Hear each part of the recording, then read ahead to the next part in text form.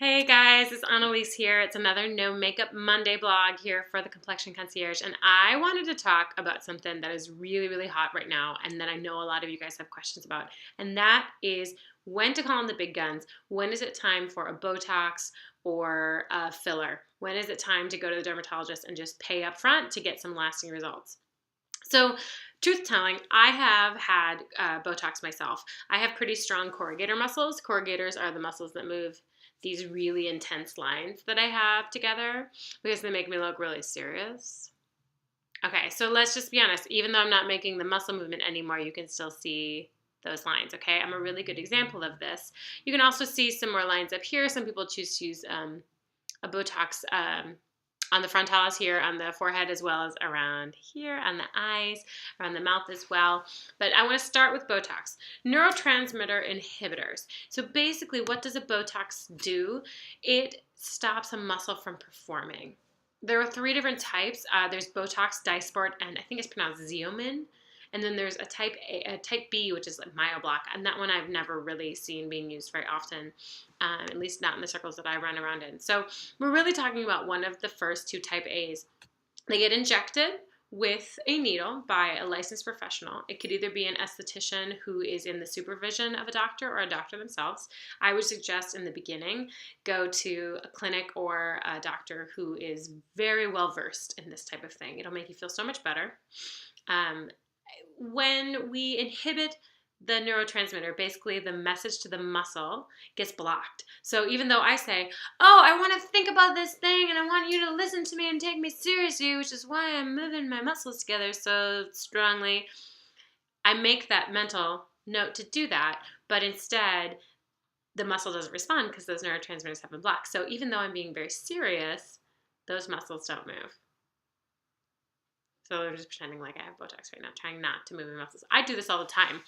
So for me, it's actually quite, I wouldn't call it a necessity, but it's something that I'm very happy to do anytime I have the extra cash lying around to do it. I think it's a little bit much. I'm turning 33 tomorrow. So it is a little early, but I've had these lines, these kind of pronounced wrinkle lines, since I was 18. I very vividly remember my older sister, who at the time was 30.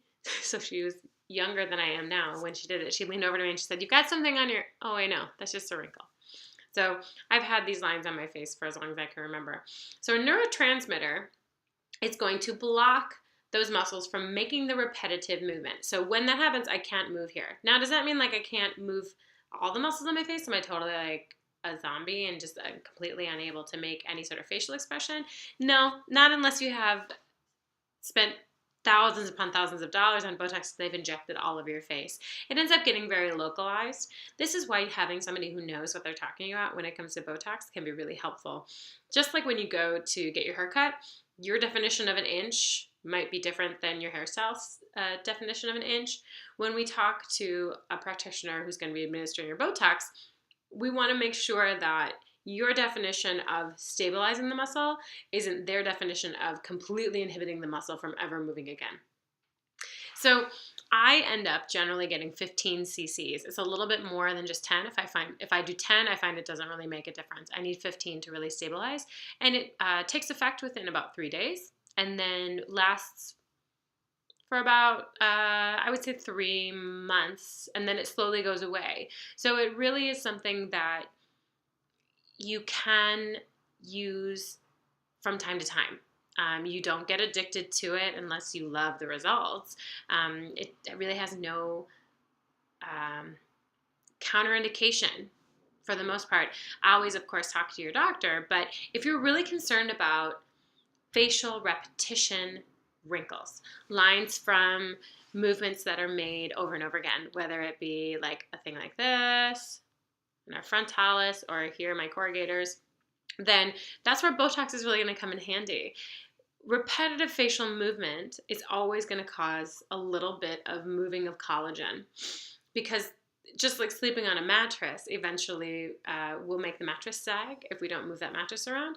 We need to treat our skin with as much delicate, wonderful tenderness as possible, but the movement itself is going to affect what's happening underneath. So long story short, if you really are upset about wrinkles, like I am upset, I don't like these 11Zs between my eyebrows and my corrugator, Botox is the great answer.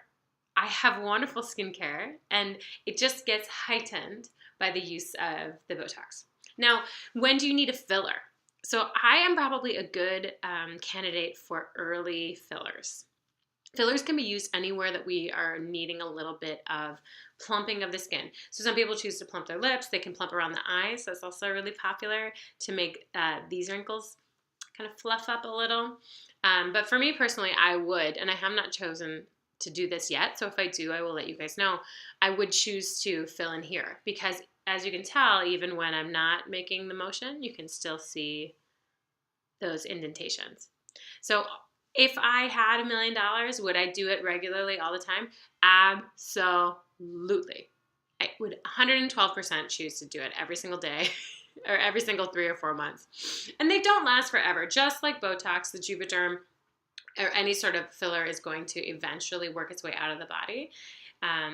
You have to come to terms yourself with what you feel about injectables, plastic surgery, if that's a value that you have, or if you don't feel that it's something you feel comfortable with, if you don't want to inject a foreign thing into your body, totally understandable. However, don't ever buy something that says it works like Botox, because again, Botox works by inhibiting neurotransmitters. So if you slathered it on and it really did truly work like Botox, then all of a sudden everything up here would have no neurotransmitter firing, and then it would be completely immobilized. So it would look like a stroke victim.